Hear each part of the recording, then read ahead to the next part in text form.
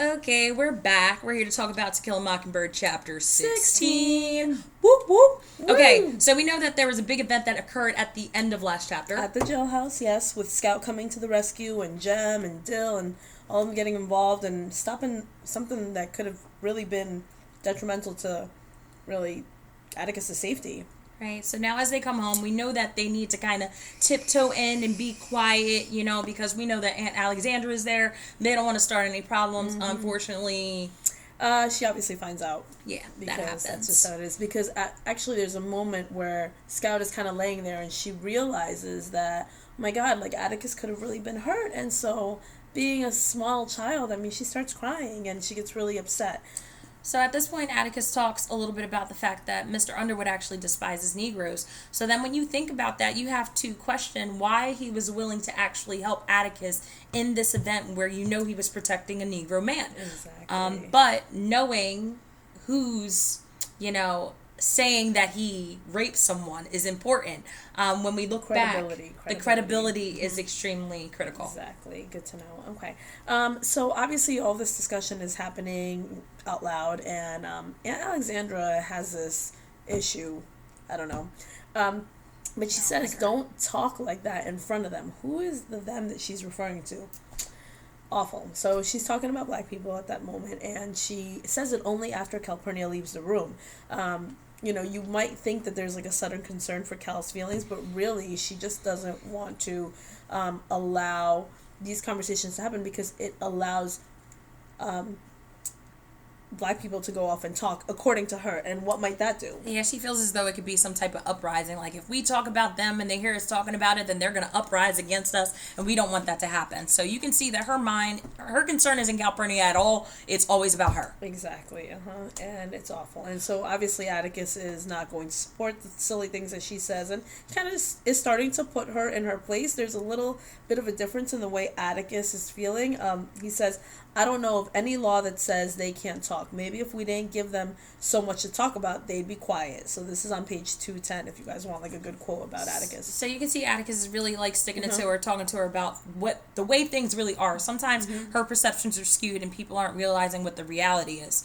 So then the next thing that they talk about, Scout kind of asks, I thought Mr. Cunningham was our friend, and Atticus says, he is our friend, but some people have blind spots. What do they mean by blind spots? So I think that's kind of like when you get caught up with a bunch of different people and, your judgment gets shady a little bit, So he tries to explain that he was part of this mob, and the mob, because it's made up of so many men, creates blind spots.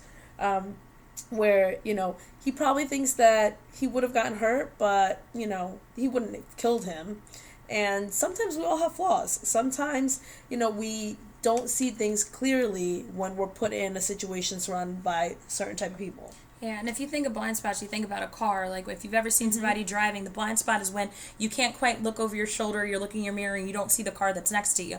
So not being able to even just realize, like, the little subtleties, the things that are close to you that you really should be paying attention to, and the people that you should be caring about that are close to you. Exactly. And, Atticus at that point says it took an 8-year-old child to kind of bring them to their senses at that moment when they were dealing with this blind spot. Like, hey, this is what we're doing. We're coming in to basically hurt or kill this man, and we don't care what's going on. And until Scout ran in the middle and did what she did. So, I mean, they talk about it, and I think it's a quote in the text, and they say, this proves that the gang of wild animals can be stopped simply because they're still human.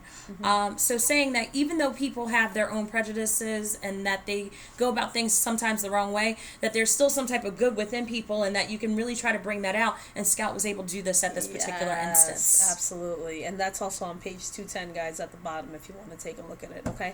But, of course, Scout is still like, even though Mr. Cunningham called her a little lady. She's not trying to be a lady anymore. Absolutely not. She's like, well, she's going to take care of it on Walter's first day of school. It's on page 211, okay?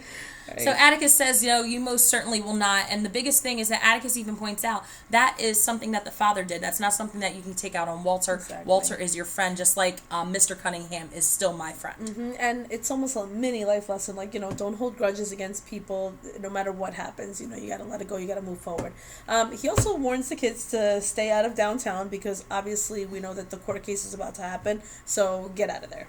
And then the next thing that you have to think about is that Aunt Alexandra automatically throws her 2 cents in, and she's like, I told you so, brother. Like, I told you so, right? So automatically she's like, I told you what was best. You shouldn't be taking this case. But don't forget, Atticus is doing it because he feels as though Tom's truth deserves to be told. Exactly. Again, remember, he talks about not being able to hold his head up high if he hadn't taken this court case. So now a few new characters are introduced, especially Mr. Dolphus Raymond. We see him down by the courthouse. Yes. And he's drinking early. Drinking out of a paper bag. I guess before 8 a.m. early. And Jem is even like, yo, I don't know how people drink this early. But before we talk a little bit more about him, we also meet another character named X Billups. His name is literally X.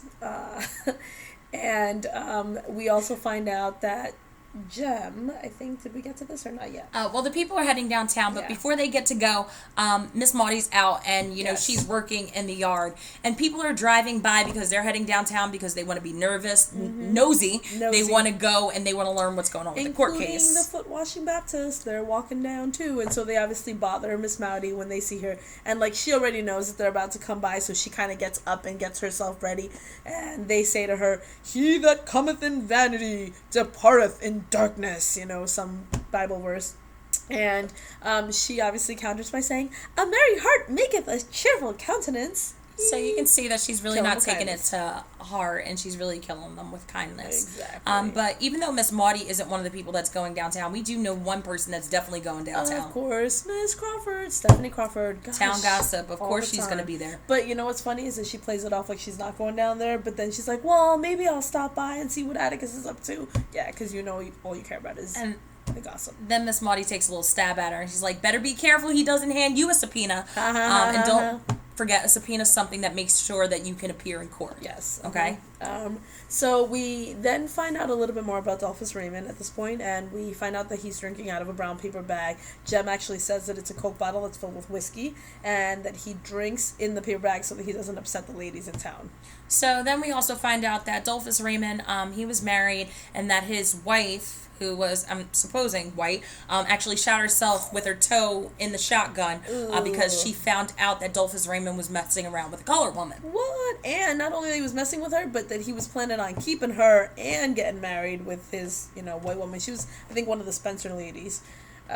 That's pretty crazy back then, right? Yeah, so it wasn't something that was common. But we find out now that he basically hangs out with the black people, that he has mixed children.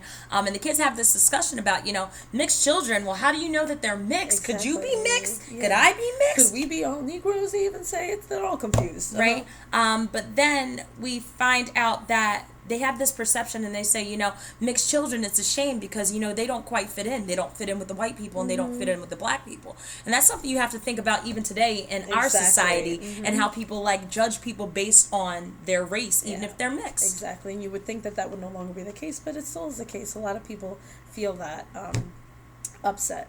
So we continue on, and we find out a little bit about the original Maycomb Courthouse and how it was burned down way back in 1856, and then they made this new one. But there is a pretty huge crowd that is at the courthouse, right? Huge. It's almost like people are coming for entertainment to see this man actually rot. They want him to go to jail. But don't forget, there's also some people that are there and supporting him. Think about the people that we met at Calpurnia's church. Yes. They're definitely going to be here. Absolutely. So don't forget, at this time period, people were segregated based on race. So the black people would go upstairs to the colored balcony, while all the white people would be on the bottom floor where the actual court case was taking place. When we think about the court case, too, don't forget that everybody that's on the jury, including the judge, everyone's going to be white. But I thought you were supposed to be tried by your own peers. You're supposed to have a jury of your own peers, but at this time, these were considered your peers. They were separated, and whites were deemed higher quality men than black men. And don't forget, women weren't on the jury either. Absolutely not. You know what's even crazy when you think about, that segregation? The black people can't even go into the balcony area, which is already segregated, until all of the white folks are seated in the courtroom. What? So the kids actually want to get into the courthouse, and they do, even though Atticus said, don't go here. And they find someone that they know Reverend Sykes, and they met him at church. Yes. So he decides that he can take the kids up with him to the colored people balcony. He actually asked them first. He's like, hey, do you guys mind? They're like, no, absolutely, we'll go wherever, because they actually ran out of room, and Jem gets a little upset at Scout, and he's like, I blame you, it's your fault that we didn't get a seat.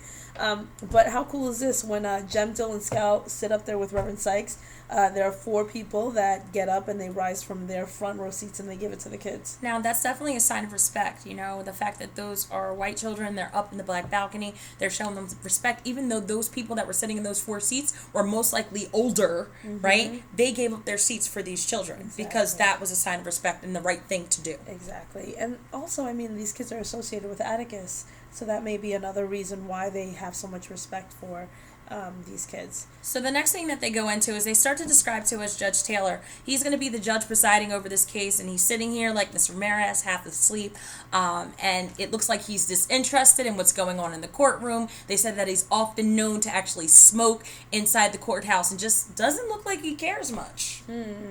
Does not. What a shame. Okay. And you have to ask yourself, how could that play a role in the case, and what does that show about how he feels about the case? Very true. Disinterest about this entire situation. And really, is it going to be a fair trial? Probably not at all.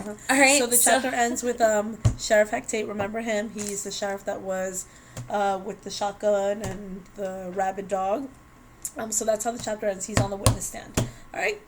See you for chapter 18. Deuces. Bye.